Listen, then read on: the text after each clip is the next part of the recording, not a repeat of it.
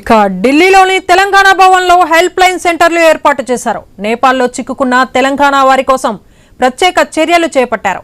CM Revanth Reddy ఆదేశాలతో help line సెంటర్లు ఏర్పాటు చేసి నేపాల్లో చిక్కుకున్న తెలంగాణ వారితో అధికారులు టచ్లోకి వెళ్తున్నారు. వారిని క్షేమంగా తిరిగి తీసుకువచ్చేందుకు ప్రయత్నాలు చేస్తున్నారు.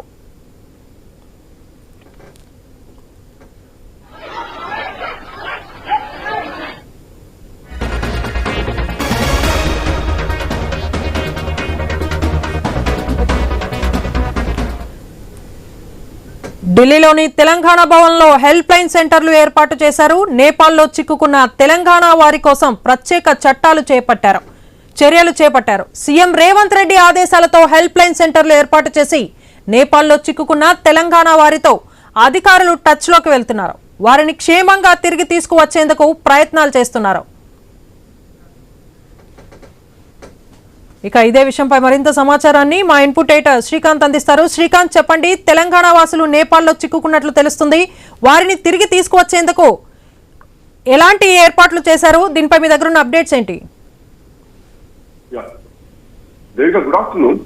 సో నేపాల్లో హింసాత్మక ఘటనల నేపథ్యంలో భారత ప్రభుత్వం కూడా అప్రమత్తమైంది.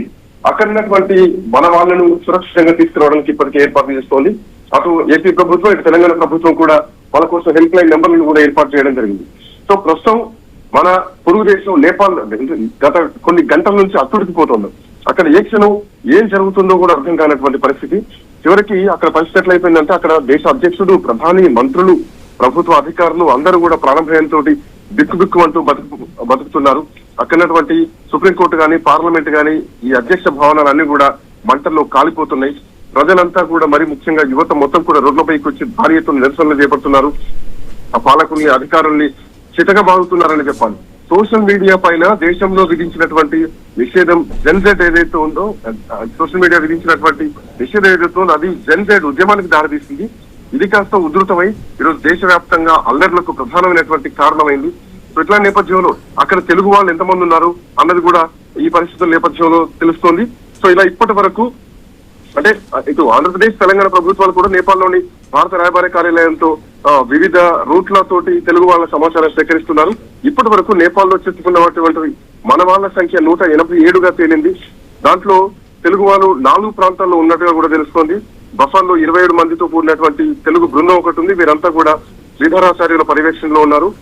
అటు సివిల్ కోర్టులో 12 మంది ఉన్నారు. పశుపతి నగర్ లో 55 మెంబర్స్ ఉన్నారు. గౌశాల్లో, పంగలస్థాన్ లో 90 మంది తెలుగు వాళ్ళు ఉన్నట్టుగా కూడా తెలుస్తుంది. అయితే ప్రస్తుతానికి వీళ్ళంతా కూడా సురక్షితంగానే ఉన్నారు. అయితే ఈ సంఖ్య ఇంకా పెరిగేటువంటి అవకాశం కూడా ఉంది. సో ఇట్లాంటి నేపథ్యంలో ఇటు రాష్ట్ర ముఖ్యమంత్రి, తెలంగాణ రాష్ట్రం నుంచి ముఖ్యమంత్రి రేవంత్ రెడ్డి కూడా ఇప్పటికే ఆదేశించడం జరిగింది. అక్కడ ఉన్నటువంటి తెలుగు వాళ్ళు ఎవరైతే ఉన్నారో వాళ్ళందరి డీటెయిల్స్ కూడా తెలుసుకుంటూ అంటే వాళ్ళకు కావాల్సినటువంటి సౌకర్యాల కోసం అంటే హెల్ప్ లైన్ నెంబర్ కూడా ఏర్పాటు చేయడం జరిగింది. తెలుగు వారి కోసం ప్రత్యేకంగా సీఎం ఆదేశాలతో హెల్ప్ లైన్ నెంబర్ సెంటర్ కూడా ఏర్పాటు చేశారు. తెలంగాణ వాళ్ళతో టచ్ లో కూడా అక్కడ అధికారులు వెళ్తున్నారు.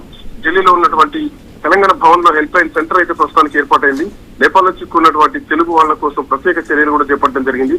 సో ఇందులో తెలంగాణ వాళ్ళతో కూడా అధికారులు టచ్ లోకి వెళ్తున్నారు. ఇక మరోవైపు అటు నారా లోకేష్ కూడా రంగంలోకి దిగారు. వాళ్ళని సురక్షితంగా తీసుకొచ్చేందుకు భారతదేశంలో విదేశాంగ శాఖ అధికారులు నేపాల్లోని భారత రాయబారి నవీన్ శ్రీవాస్తవ్ ద్వారా ఎప్పటికప్పుడు అక్కడ పరిస్థితిని కూడా తెలుసుకుంటున్నారు.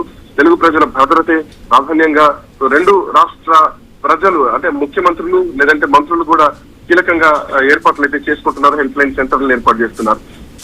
అయితే ఇప్పటికే భారత ప్రభుత్వం కూడా కొన్ని హెల్ప్ లైన్ నెంబర్లను కూడా ఏర్పాటు చేయడం జరిగింది. భారత రాయబార కార్యాలయం కూడా హెల్ప్ లైన్ నెంబర్లను కూడా ఇప్పటికే ఏర్పాటు చేయడం జరిగింది.